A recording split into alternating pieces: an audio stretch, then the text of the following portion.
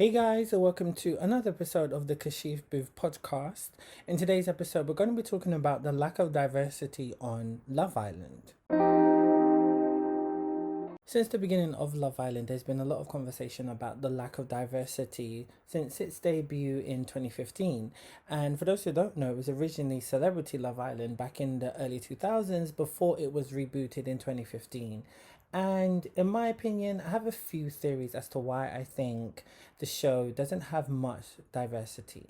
I've worked in the TV industry for almost 10 years now, and when you're working in TV development, some networks will reach out to production companies and say to them that we want a show that is going to fill this time slot on this day to this demographic. What can you do for us? And so, in my opinion, I think that ITV's target audience or the demographic that they were targeting with Love Island are probably women, particularly white women, white men who are in the age range of maybe like 16 to maybe 32. I think that's Love Island's main target audience. And when you look at the representation of the show, that's who they are targeting. So when you look at that demographic and you look at who's on Love Island, it kind of makes sense. So that's who they're targeting. And then when you take into account for how diverse England is as a country, there's arguably maybe 4% of black people in this country, and I think there's about 13% of Asian people in this country. So when you look at the ratio of what's being represented on Love Island, I think that's what you're getting. And allegedly, when you are looking at the casting, that's what the producers and executives are saying. Well, okay, we've ratioed what the country looks like, so then that's why you're getting minimal black people from different parts of the country on the show. But when you look at how the casting works, and then you see how all of these participants on the show merge together, you'll see that particularly people of color, especially women of color, they're left out. And in the history of the show, it has particularly been black women. The first black woman to go on Love Island was Samira, and that was on the fourth series of the show. And she was the only black woman, and I think the only black person that season who came on that show. Majority of the time, it has been white women, mixed race women, and mixed race men, and white men who've been on the show. And then you've had, Asian people here and there, but it's still been predominantly white. And again, it goes back to who their target audience is, and they are representing what England is, But then when you are looking at the casting of these shows, that's where the issue is because if you're casting based on ratio, then and then tick boxing the diversity they think is needed for the show or the criticisms they've got, it doesn't work out because they're not casting based on what's going to be good TV. They're casting based on what is reflective of society. Some may argue, but they are casting for personality and what's going to work. Yes, they are. But because we're talking just directly on the diversity issue, that's what I'm looking at. Even when it comes to the casting of the show, when it comes to personality types, and that isn't good because they're not casting people who actually are targeted to people of different races, Like you can ask the basic questions of, oh, who's your type? What do you like? Everyone who wants to get on the show, they're going to say, yeah, I like everybody. So, of course, it's not based on that. But if you really understand about demographic and culture and how people interact, then you will know how to cast certain people who will be attracted to black women, who will be attracted to black men or Asian women. You'll know who to actually cast so that then there is diverse relationships, there's different dynamics what are being built, and that can make for really good TV. And that's not what the producers are doing. And I think sometimes it comes from people not having a worldly view. Like some of them are they're so used to the people who are around them, so they don't understand different types of personalities or different cultures. So then that's why as a person of color who's a viewer and a fan of reality TV, the UK reality shows can be very boring and redundant. That's probably why I haven't watched Love Island in maybe 3 or 4 years, because it's the same type of people every single year. And that's the issue with the show. And when I've seen loads of conversations across social media about why are we talking about the lack of diversity, we know what it's like, it's a white country. Yes, I understand that to a certain degree, but if we don't continue to have the conversation about the lack of diversity, then nothing will change. I've seen some people say it would be great to have a black Love Island. I think that's great. We've seen the social media personality Lani launch the UK version of Baddies. That's not my cup of tea, but great. There's a target audience for that, and they're gonna watch that.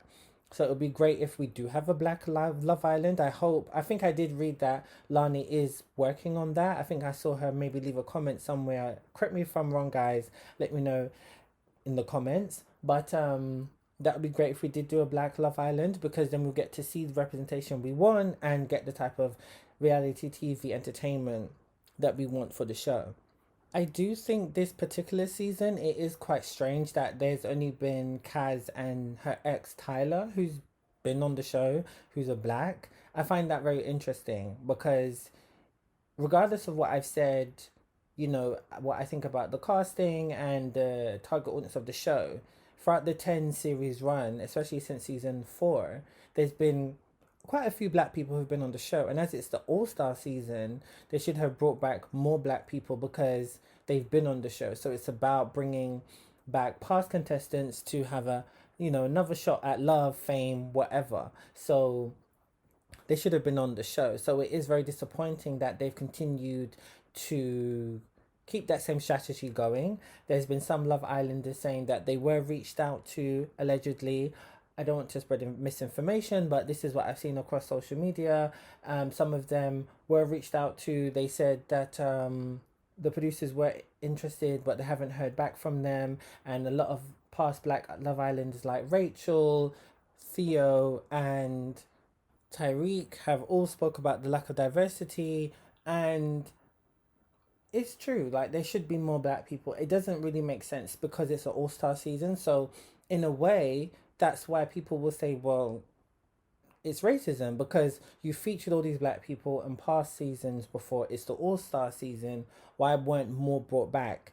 Using the same tactic doesn't make sense to me, and it's not good for the show because it's really showing that you guys don't really care about representation and you're just tick boxing.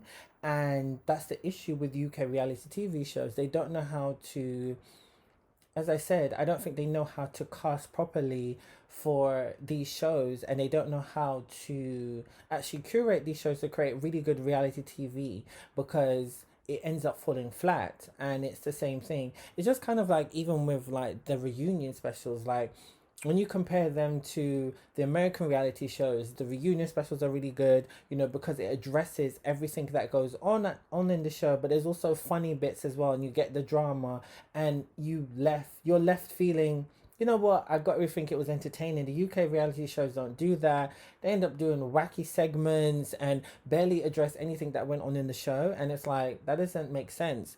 I don't know if they're trying to avoid Ofcom complaints or something like that, but it's very confusing.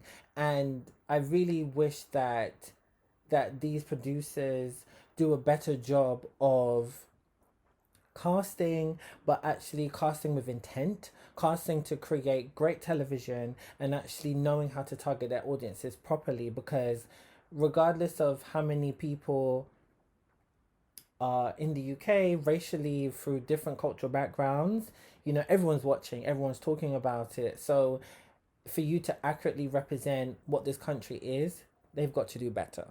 But outside of race, we still are not getting people who are, who identify as different genders. You're not getting people who have different body shapes, people who are not able bodied. There's just the typical Model S type people being casted for these shows, and it doesn't really reflect society properly. It's just all insanely attractive, good looking people, and it would be good to see if there's more diversity in that aspect of the show as well.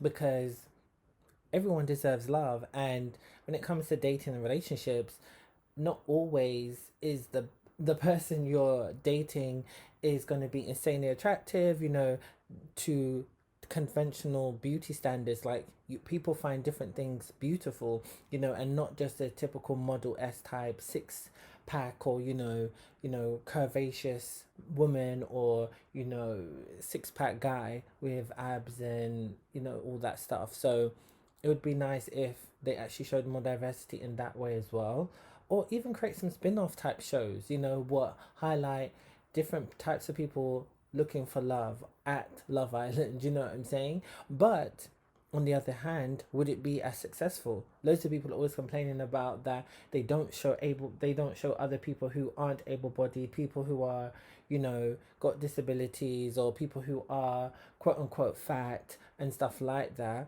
Would people still watch it? And I think that is a good argument. Would people actually watch it? Would it be as successful as the format of what Love Island is? But what are you guys' thoughts on this? Let me know. Comment, tweet me at Kashif Podcast, or comment on my Instagram page at the Kashif Booth Podcast. Stay tuned for the episodes coming soon.